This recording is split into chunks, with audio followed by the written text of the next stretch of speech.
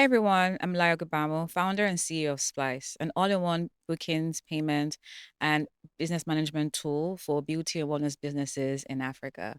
Welcome to Beyond Beauty, the real talk on beauty business.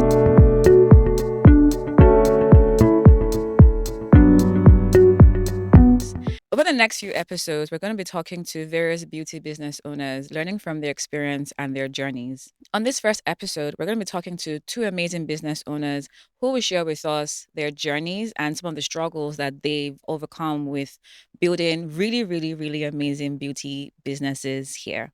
I have here with me today Koyin with Tresses Lagos and Chichi with Beauty Atelier. Hi, ladies. Hi. Hi. All right, so please just introduce yourself to us briefly. Tell us who you are and what you do. Okay, I'm Koyinsola Vera-Cruz. I'm the founder of Tresses Lagos, a trichology practice and healthy hair and scalp studio where we help women and some men sort out their hair and scalp issues. I'm Onyekachi Iroha, founder and the CEO of Beauty Atelier. At Beauty Atelier, we do semi-permanent makeup and we have a product line and also trainings. Awesome. Well, thank you both for coming in today to speak to us and to just share your time and knowledge. Okay, so you've both been doing this for how many years now? 10 years.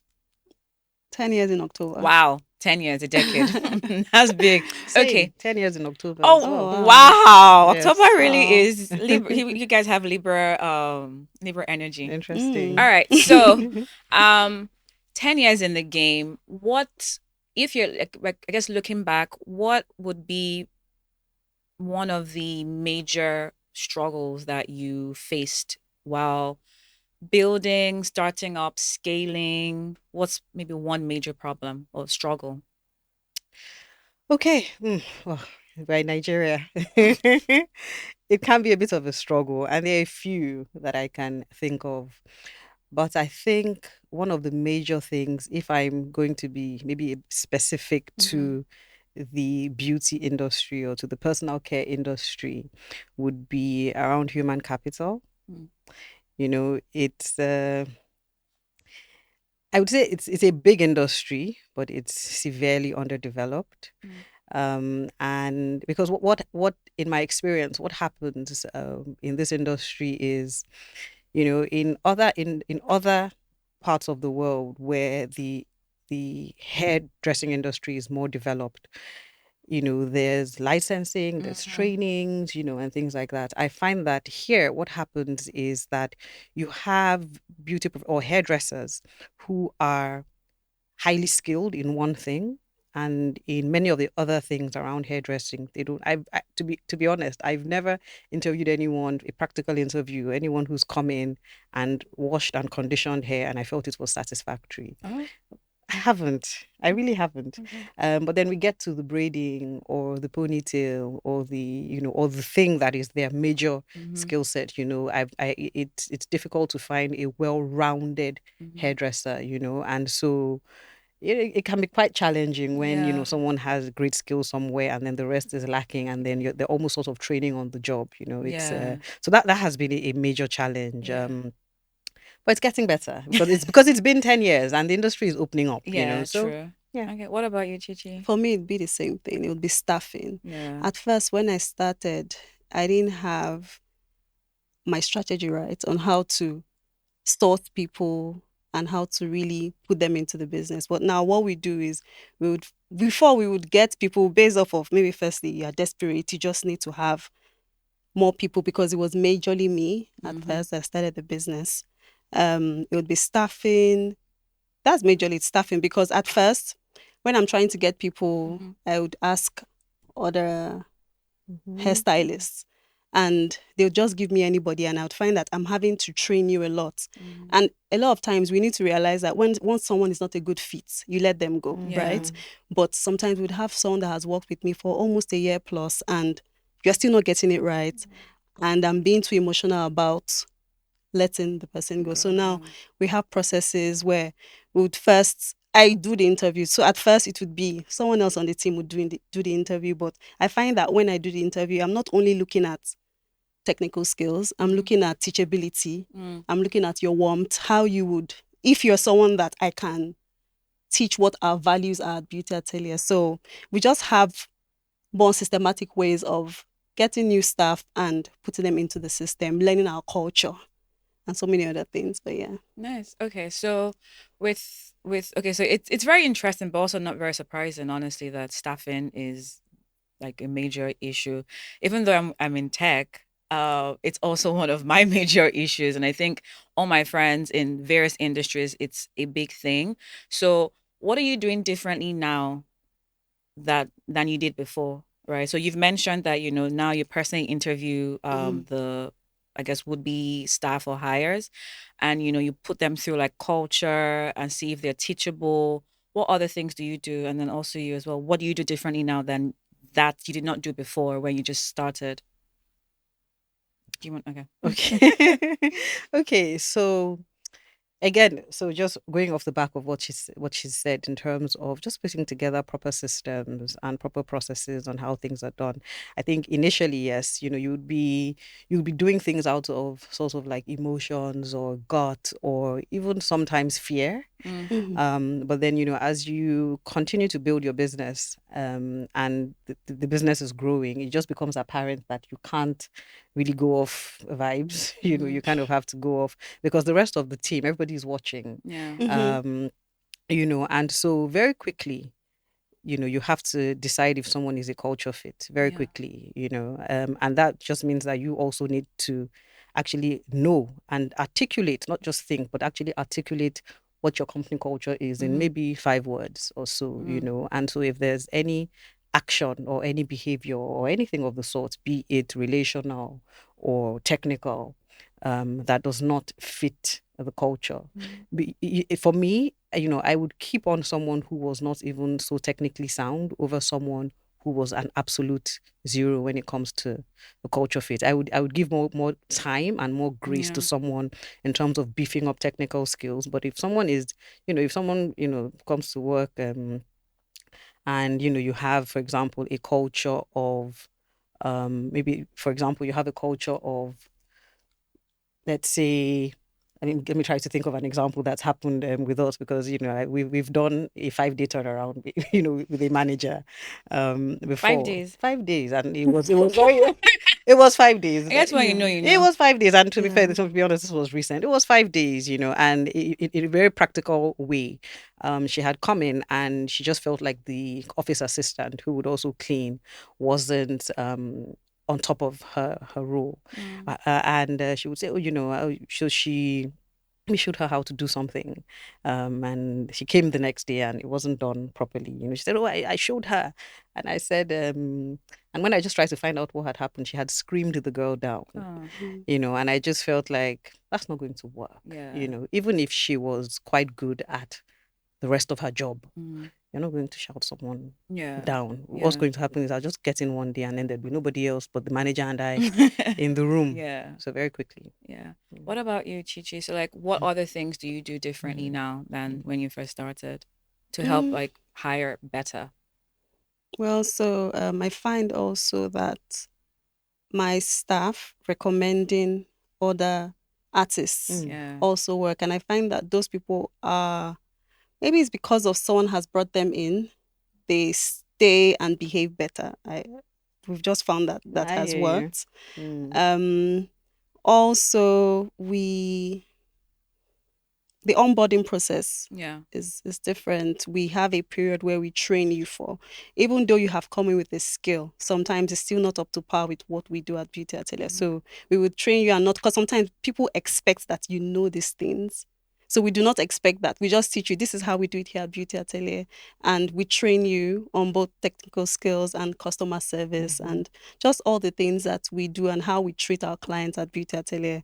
That, and we just have other perks that we do, that we Mm, give to, because we find that salary isn't enough to mm, keep people. Absolutely. Yeah, yeah. because you find talent, and retaining that talent sometimes it's not just the salary, is that people feel like they're growing with you Mm, and you value them. yeah. So we have things like bonuses, healthcare, Oh, that's yeah, that's lovely. That's great. yeah, accommodation, Nice. Yeah. yeah. So things like that are the things that we have adopted Nice. to ensure that the processes are It's better than when yeah. I started Better. 2, 3 years ago. Yeah. Well, in 2015, 3 years Yeah. from then was like my teeth. You know, we were saying earlier that restaurants and their teething Yeah. phase. Teething period. Mine was more than 6 months. But that's fair. I feel Yeah. like so. Uh, Mhm. before we started recording, we're talking about restaurants and or just teething periods in general. And Mhm. she Mhm. was saying, restaurants typically have 1 year. I was Mhm. saying 1 year, like no one's going to give you grace for For one one year as year. a Mhm. restaurant. That typically is like 6 months, otherwise you would die.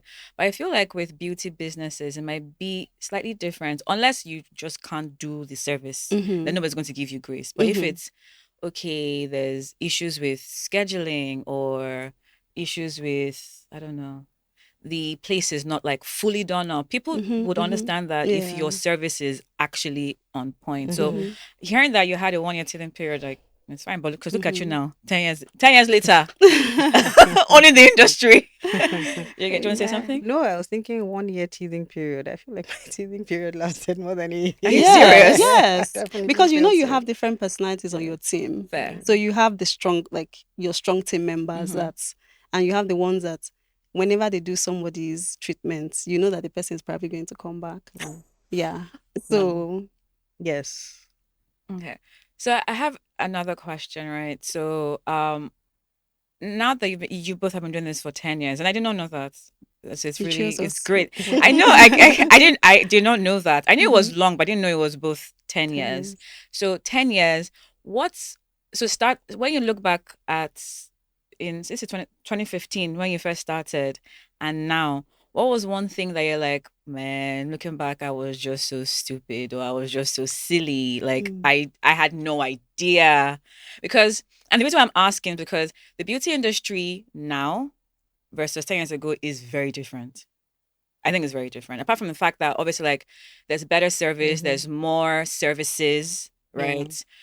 There are more people in the industry. It's also, it looks very glamorous. Everybody is, wanting to be, and I don't want to categorize this industry as that, but like people look at the industry and just think, right? So when you look back, what was one thing or two things, right, that you're like, I did not know this then, no, and but now I do. Mm. Good or bad? Okay, so for me, I think it would be things around financial management. Mm. We would typically not necessarily, it was almost very go with the flow, so to speak. So I've always just been, starting out the business, I've always been someone who definitely always kept records. Mm-hmm. I would always keep records of all the numbers, and things like that. But I would not necessarily plan financially, you know. I would not necessarily have a sort of like, start the year and project what the year should look like, and things like that. I wouldn't do things like that. Mm. But obviously I started doing that. And then I think maybe I think one of the things that I also quickly learned was, so what would happen is I wouldn't be, there are some skill sets that you need to bring into the business when you first start out, and you may not be able to afford Mm-hmm. the expertise.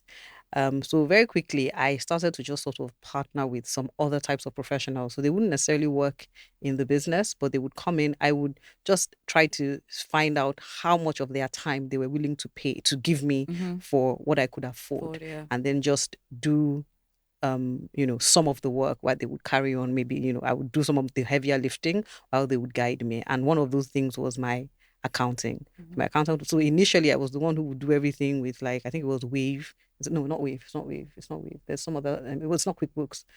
Sage. Sage, thank you. So I was the one who would literally upload she taught me, because I couldn't afford her Yeah. time to do my books in that way. So she taught me how to upload everything onto When did you Sage. realize that you needed an accountant or you need to like just be better with financial planning? Maybe 2 years in. Okay. Yes, maybe 2 years in. And so at that time was when I would enter everything into Sage, and I would, be able to see all the numbers myself and this and that and whatnot. And I didn't even really know what to do with those numbers at the time, but I just knew that We're actually entering it. yes, we're entering it, and all that. And I think from then on, of course, as the business did better, I was able to pay her better to Yeah. do more of the heavy lifting for me. Mhm. And now my accountant and I, 5 and 6. like, you wouldn't even believe. Okay. What about you, Chichi? It'd be Yeah. the same thing. Yeah. What is this? It'd be the same What thing is because this? First 10 when- years, now yeah. the same thing. first No, because these are the first issues, really, first 2 years I Mhm. was just freestyling. Also 2 years too. Yeah, first 2 years I was also freestyling, and I was dipping my hands in Yeah. from, Yeah. from time to time, Mhm. like, oh, I need to do something. And anyway, so one day a client came in and she was just like, oh, Chichi, you know what I do, right? And I know her, but I did not know what she was doing at that point. And she told me, she was like, I can help you with your books. And that was how we started doing things the right way. At first, taxis, I was like, why? Honestly, those taxes, Yeah, so the it was a first blow. 1 year, yeah, we Yeah. were remitting. Yeah. Shit, tax officials will not. Yeah. No, but it's true though. But yeah, we've sorted all But of now that you're because fine, yeah, you're because fine, they'll you're fine, they'll you're take you fine. back. Yes, they'll do a yes, backlog. yes, Yeah. yes. And it was Yeah. one of those things where they had to back it, and we had to pay. So apart from the Yes. VAT that we were now remitting, Mhm. we had to Yeah. then remit the ones from the time From we the hadn't remitted. And it took us Yeah. like, for me, it took me because it was a very. I had them break it down into 36 parts, so we Mhm. would pay every month, and so it took me Mhm. like 3 years. Yeah. Wow. Yes, yes, yes, to clear up that backlog. Yeah, Yes, that's true. yes, yes, Then it yes. would also Oh be wow, you have the same experience. yes. Oh my I didn't goodness. plan this. I promise I did not plan this. And I said, okay, no, I want someone who is, in the hair industry. I want someone who's doing like semi-permanent makeup, thinking that you need to be two different things. But Yeah. That's here we are. encouraging for me. No, but that's Yeah. great because it also means Mhm. that everybody's going through the same thing, just Mhm. at different Mhm. Yeah. stages. Yeah. But Yeah. you're about to Also, say something. yeah, Yeah. there's also is it Automation. automizing our systems. Mhm. So then we would use books Mhm.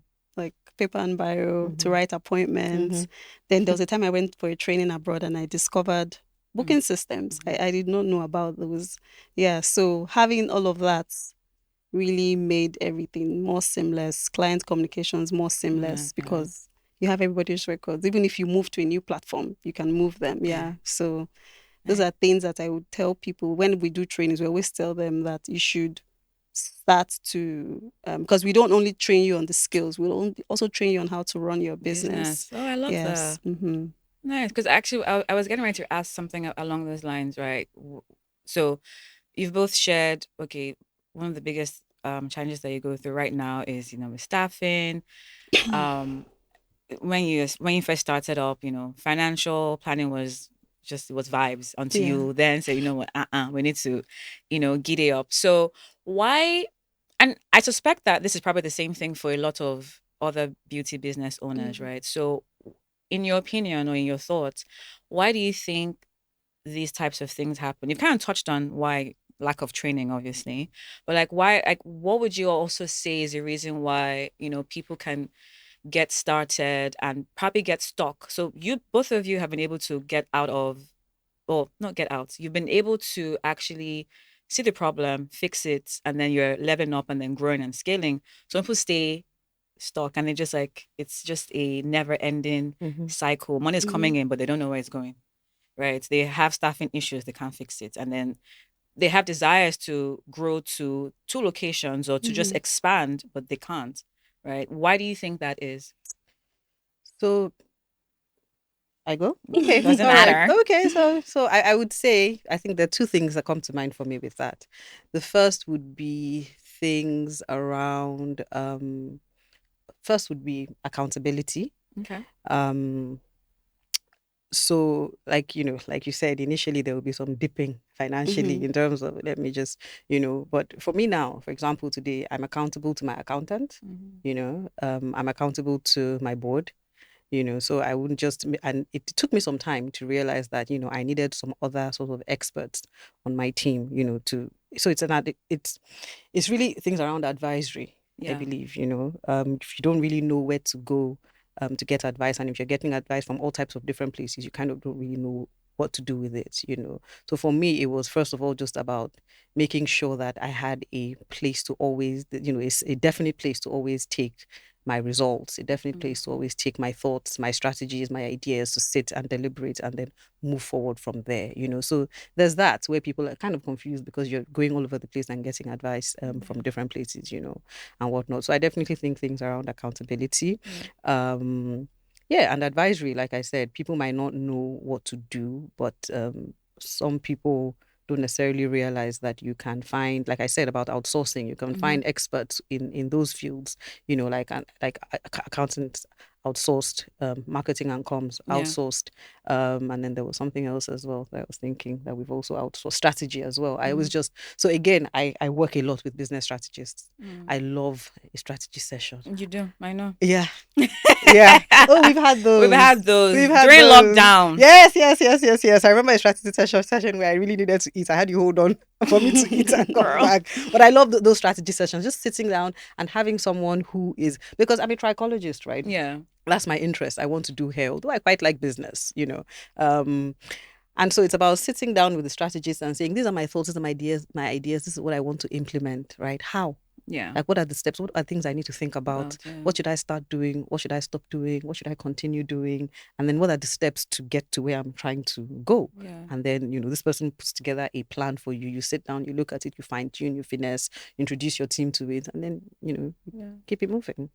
Yeah. What about you? Please don't say the same In the thing. last, Don't say the same thing.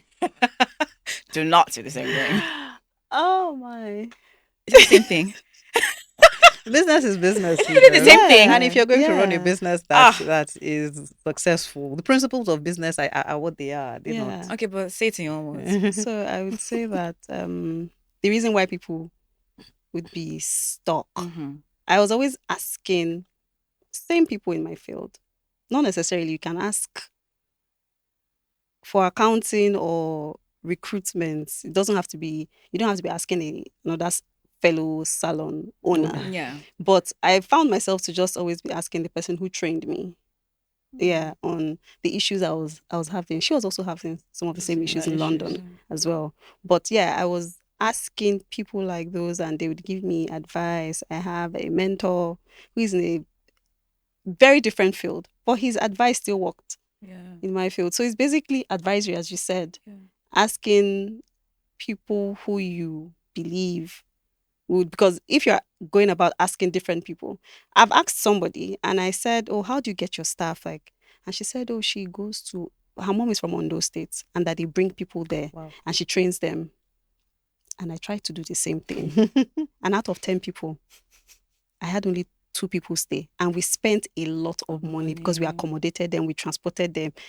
That did not work for me. Yeah. Yes. So you should maybe just be discerning. Yeah. Yeah. Not what applies for A doesn't apply for B. Because sometimes you get advice that's like you just get advice from people who don't really understand your target audience, for example, and then they just She finished, I just remembered something. Yeah, they don't understand your target, and they say, "Oh, you know, why don't you propose it this way, or why don't you, you know?" And I'm just like, the people who come to Tresses, they're not good. They're not going to do that. You know, they're not going to do that. And if you're not discerning, you just take on that advice. You just wonder why Why is it not why isn't it working? You know, because you know, in before we take on a client, we do a consultation, and it was like, I've taught you how to do this thing.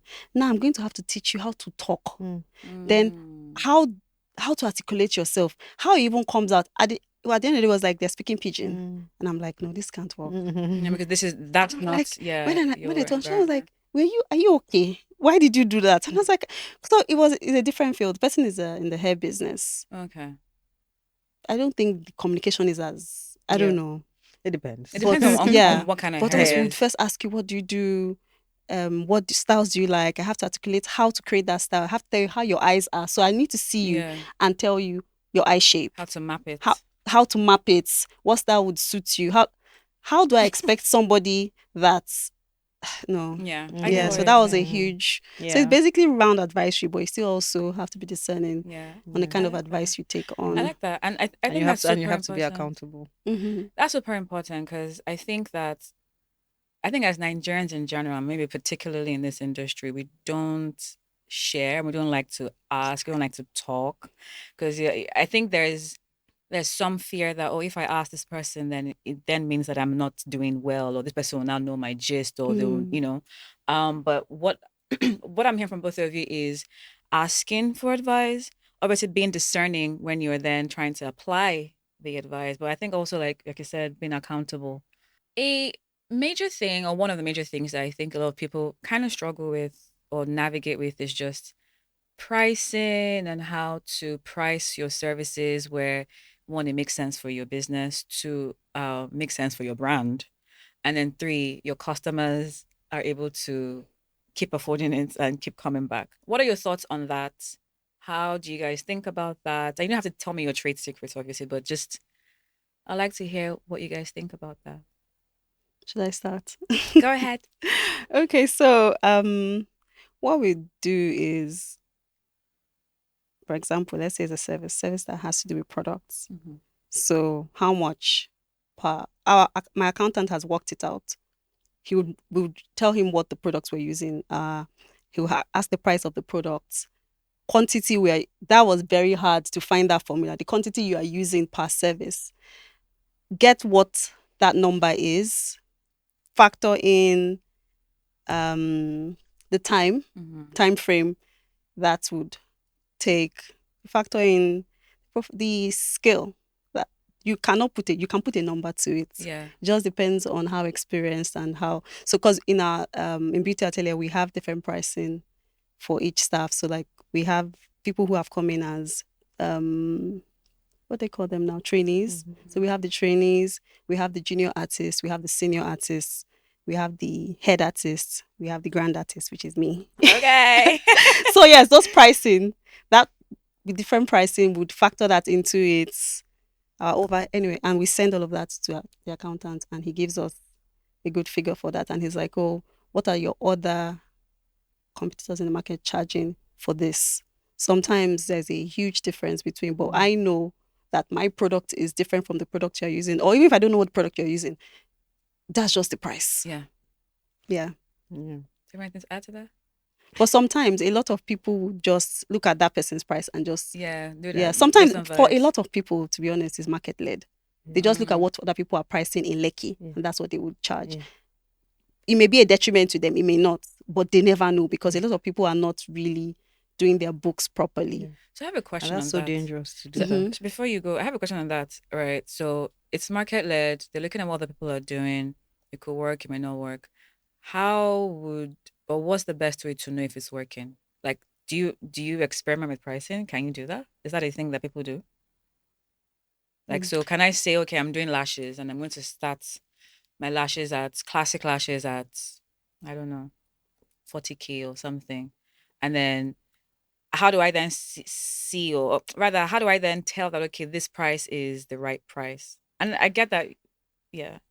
No. Well, I don't experiment with pricing Okay. because there's a thought process towards how we get there. So no, I don't do any experimentation when it comes to pricing in that way. Mm-hmm. Um, so I feel like there are many ways to skin this Exactly. cat. You can be as granular as she gets with the cost. And the funny thing is I want to use the software that could do all of that for you. I just gonna have that very soon. Yes, I know we've discussed Yes, this. we have. Yes. And I'm serious. Yeah, no, because Great. and this is my thing with, and this is why, like, I mean, I know we're talking about slides, but for real, this is why for me, like, the whole idea and the whole thing works because we don't have any local provider, right, that we Mhm. can tell our Local problems problems, Problems. where it's to, nuanced. yes, some of my major problems were, breaking things down in a granular way, the app being able to do that. And I think the second one for me was things around payments Mm-hmm. that I told you, so you can use, I've tried to use softwares that have that have that sort of breakdown, Mhm. for you and all that. Again, sitting with your accountant and just deciding, okay, these are the products we use, this is how many heads of hair we can use it for. These are the supplies, this is how much the things that we use to provide these services, and then, breaking it down in that way, or in some other ways. More recently, though, it's less of the granular that we do and just more of the overarching, how much is coming in, how much does it cost Okay.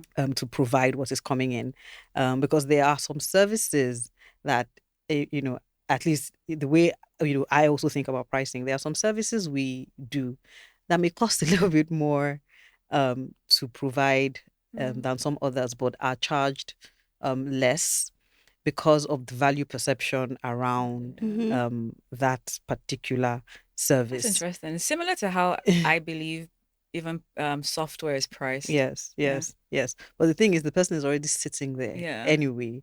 You might as well, even though your margins are less, you still make a margin anyway. Yeah. And so, like for example, our detox treatment, it's 4 products we use, but it doesn't even cost as much as any of our other treatments that we use 2 products for.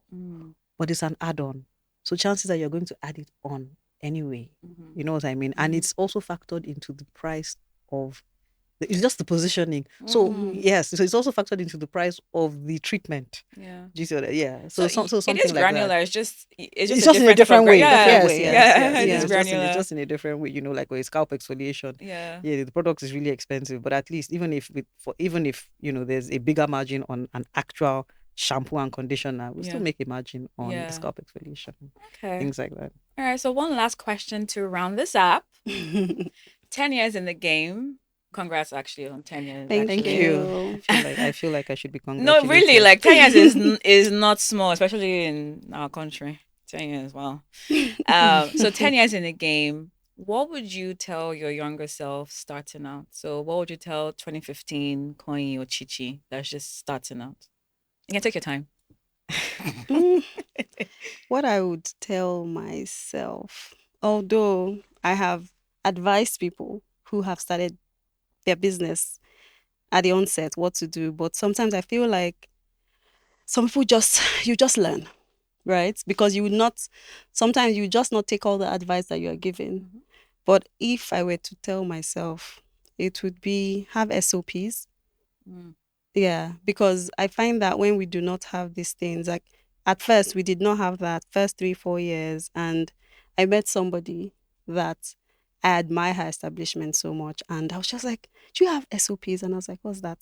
She said, "Standard operating procedure." I was like, "I know that, but I just did not know the abbreviation." Yeah.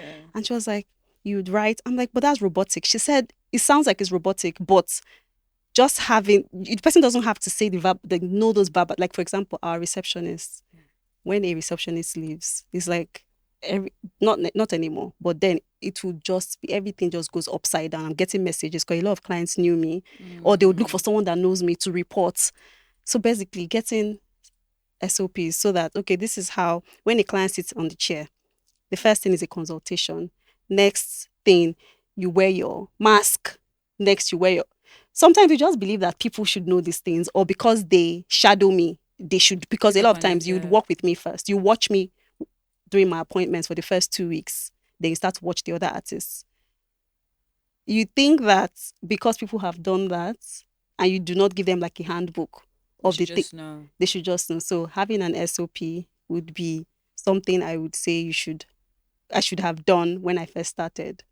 Automizing our systems and having like a better communication system for our clients. Like, so now we send them like newsletter.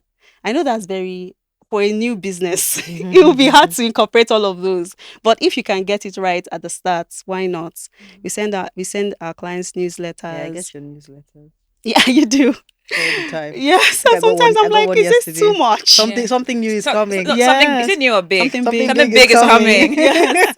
That, then yes, your finances, not just having clear systems. Someone because our accountant doesn't work with us. He doesn't work in we don't have him on he's not permanent. How do I put it now? He's not a permanent staff. Yeah, he's not permanent staff. He's like a contractor. He's a contract. Yes. That and yeah. Same. I mean, I can't afford a full-time Mhm. accountant. Very good accountants are expensive. Yeah. Yes. Yeah. Yeah. Yeah. So Okay. the three And the things I had SOP thing mentioned. makes sense, right? Because and I mean, it seems like it's common knowledge, but when you actually look back, right, having SOPs is one of the things that allows you to actually start to set the foundation for scaling. So you know that okay, we have Lekki, but then because we've written what happens in Lekki, VI can do the same thing too. Mm-hmm. Abuja can do the same thing too, and so on and so forth. Mm. If you don't have it, you just be running a madhouse. Mhm, Yeah. mhm, What mhm. about you? What did you tell your younger self?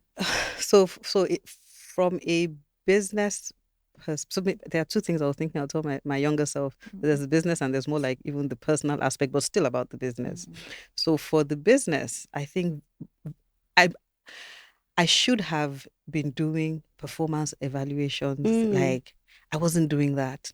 And I think it's because my team grew organically. Yeah. Um, I had the first and then the second and then the third. And then over like a bunch of years, like 80% of them just stayed. So it was even though in my mind, we had our SOPs and we did. And I would always, go in and fine tune. It was after, a bunch of years, right? People who had been with us, about 80% of the staff who had been with us for years, over a period of like 3 months, like 80% of them left. Mm. Right. And the business had outgrown them. They had outgrown us as well. And it Mhm. was time for everybody because even me, I was losing my mind. And I guess they were also kind of tired. And bringing new people on board, I realized that the SOPs were not as foolproof as I thought that they were. There were some things that I would just be like, just think, wow, it's not in the process document. And that's because everyone else that was doing it out of muscle memory because they had been doing it for Mm-hmm. years. So it just reminded me that You need to keep you need updating to it. keep updating in a Yeah. A very living, breathing in a document. way where Yeah. there has to be a system for systemizing. Yeah. So that's something that was very apparent to me. And the thing around performance evaluation as well now. It's just like Mm-hmm. reports, all their daily reports, weekly reports, bi-weekly meetings, performance evaluation, just report. And I find that even makes the member of staff feel like somebody's watching, somebody's thinking about me, somebody cares, So I would have been doing that earlier. And then I think just on a personal level, just in terms of just thinking, I think just I would have just thought a little bit more about the concept around leadership. Just Mm. yeah, just, what does that look like? And how can I just be intentional about that, like from the start? Yeah. I like that. But also give yourself some grace. Like sometimes you don't know until you actually are Mm, inside of it. Sometimes absolutely. you actually Yeah. there's some things that you don't Yeah. learn until Mm-hmm. you're going through it. Yeah. Right. So Yeah. yeah. So Yeah. Yeah. okay. I'd like to Yeah. add something to that. Mm-hmm. So recently, when I started thinking, well, no, maybe in the last 2 to 3 years, I started thinking of scaling the business, but I found that it was so attached to me. Mm-hmm. When I'm not around, I see the numbers, and I'm like, I am really the Jackie in this business. I'm like, this is not sustainable. Yeah. It's not sustainable. And so I would say that people should start to think of building teams early Yeah. Mm. because Absolutely. it was me, the receptionist, and the guy that was doing nails for the first 3 years. When we moved to a bigger place, and they'll be like, oh, boss is not available, because that's what they call me. Boss is not available, because I now learned how to do permanent makeup after after a year plus. I was still fine-tuning my skills, and I was very confident at it after 2 years. That's 2017. 17, yeah. So I started taking less slash appointments, and we lost maybe 80% of our Oh customers, wow. even though I had taught other people and they were very Mm. good. It took time before we got new people, and new people came back. Yeah. Sorry, the old Old people people came came back. back. Yes. So I feel like if you can afford it, if you are working in your business. So some people, when I used to complain to my friends that, God, you guys are enjoying, it's like 8 o'clock and I'm still at. When I first started, I used to close at maybe 8, 9 p.m. I'll start at, once I drop my daughter off, I'm at work by 8 a.m. And I used to be like, I'm so tired. People are out. On Saturdays, I'm at work. On Sundays, sometimes I'm at work. Yeah. And they're like, it's you that wants to work in your business. You're to employ people.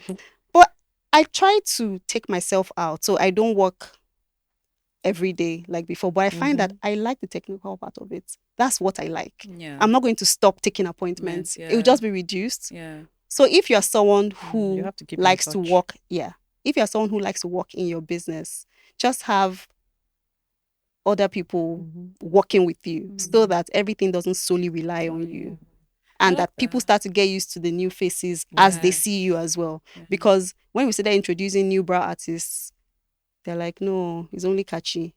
It's only catchy. But now I even find that my team members are fully booked and I only have like 1 or 2 appointments because I charge a premium. Yeah. Yeah. So I like that. And yeah, I really like that. And that makes a lot of sense. Not only is building a team early mhm. important for you to scale the business, but also it just helps ensure that you're not burnt out. Right. And Yeah. you're not just like running on a hamster wheel and Mhm. and I think a lot of times as business owners, I think also as women, we struggle with, delegating and, Yes, yeah.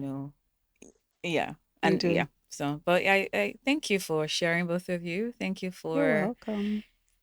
10 years. That's not, again, like that's not a small thing. That's a big thing. And wish you guys continued success. So we'll do this again Yeah. in 10 years time to 20 years. Yay! Thank you, Koyin and Chichi, for spending the time with us and sharing your knowledge.